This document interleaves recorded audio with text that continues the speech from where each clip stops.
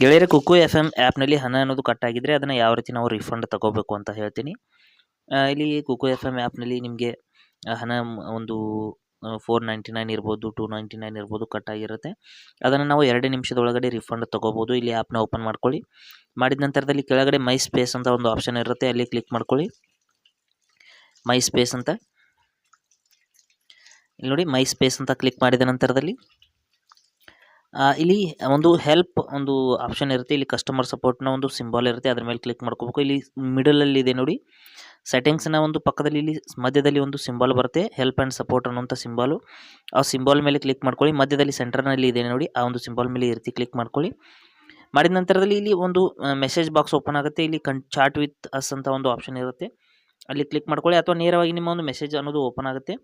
ಈ ರೀತಿ ಮೆಸೇಜ್ಗಳು ಓಪನ್ ಆದರೆ ಇಲ್ಲಿ ಲ್ಯಾಂಗ್ವೇಜನ್ನು ಸೆಲೆಕ್ಟ್ ಮಾಡ್ಕೊಳ್ಳಿ ಅಂತ ಹೇಳುತ್ತೆ. ನೇರವಾಗಿ ಮೆಸೇಜ್ ಓಪನ್ ಆದರೆ ಇಲ್ಲಿ ಇಂಗ್ಲೀಷ್ ಅಂತ ಸೆಲೆಕ್ಟ್ ಮಾಡ್ತೀನಿ. ನೀವು ಕೂಡ ಇಂಗ್ಲೀಷ್ ಅಂತ ಸೆಲೆಕ್ಟ್ ಮಾಡ್ಕೊಳ್ಳಿ. ಕನ್ನಡ ಇಲ್ಲಿ ಇರೋದಿಲ್ಲ, ಇಂಗ್ಲೀಷ್ ಮತ್ತು ಹಿಂದಿ ಮಾತ್ರ ಇರುತ್ತೆ. ಇಂಗ್ಲೀಷ್ ಅಂತ ಸೆಲೆಕ್ಟ್ ಮಾಡಿದ ನಂತರದಲ್ಲಿ ಇಲ್ಲಿ ಯಾವ ರೀತಿ ಇಶ್ಯೂ ಅಂತ ಹೇಳ್ತಾ ಇದೆ, ಇಲ್ಲಿ ರಿಫಂಡ್ಸ್ ಆ್ಯಂಡ್ ಬಿಲ್ಲಿಂಗ್ ಇಶ್ಯೂಸ್ ಅಂತ ಬರ್ತಾ ಇದೆ. ಇಲ್ಲಿದೆ ನೋಡಿ, ಈ ಒಂದು ಆಪ್ಷನ್ನ ಸೆಲೆಕ್ಟ್ ಮಾಡ್ಕೊಳ್ಳಿ, ರಿಫಂಡ್ ಅಂತ. ನಂತರದಲ್ಲಿ ರಿಕ್ವೆಸ್ಟ್ ರೀಫಂಡ್ ಅಂತ ಆಪ್ಷನ್ ಸೆಲೆಕ್ಟ್ ಮಾಡ್ಕೊಳ್ಳಿ. ರಿಕ್ವೆಸ್ಟ್ ರೀಫಂಡ್ ಅಂತ ಸೆಲೆಕ್ಟ್ ಮಾಡಿದ ನಂತರದಲ್ಲಿ ಇಲ್ಲಿ ಆಲ್ರೆಡಿ ನಾನು ರಿಫಂಡ್ ಇಲ್ಲಿ ಏನು ಯಾವುದೇ ರೀತಿಯಲ್ಲಿ ರಿಫಂಡ್ ಇರೋದಿಲ್ಲ ನನ್ನ ಹತ್ರ, ಅಂದರೆ ನನ್ನ ಹಣ ಕಟ್ಟಾಗಿಲ್ಲ, ಅದಕ್ಕಾಗಿ ಇಲ್ಲಿ ರಿಫಂಡ್ ಇಲ್ಲ ಅಂತ ಹೇಳ್ತಾ ಇದೆ. ಇಲ್ಲಿ ನೀವು ರಿಫಂಡ್ ತಗೊಳ್ಳೋದಾದರೆ ಯಾವ ಕಾರಣಕ್ಕಾಗಿ ರಿಫಂಡ್ ತಗೊಳ್ತಾ ಇದ್ದೀರಾ ಅಂತ ರೀಸನ್ನ ಸೆಲೆಕ್ಟ್ ಮಾಡಿ ಅಂತ ಹೇಳುತ್ತೆ. ಇಲ್ಲಿ ರೀಸನ್ ನೀವು ಏನಾದರೂ ಒಂದು ರೀಸನ್ ನನಗೆ ಬೈ ಮಿಸ್ಟೇಕ್ಲಿ ಹಣ ಕಟ್ಟಾಗಿದೆ, ಇಲ್ಲಿ ಕೆಲವೊಂದಿಷ್ಟು ರೀಸನ್ ಇರುತ್ತೆ, ಅದರಲ್ಲಿ ಒಂದು ಯಾವುದಾದ್ರೂ ಒಂದು ರೀಸನ್ನ ಸೆಲೆಕ್ಟ್ ಮಾಡ್ಕೊಳ್ಳಿ.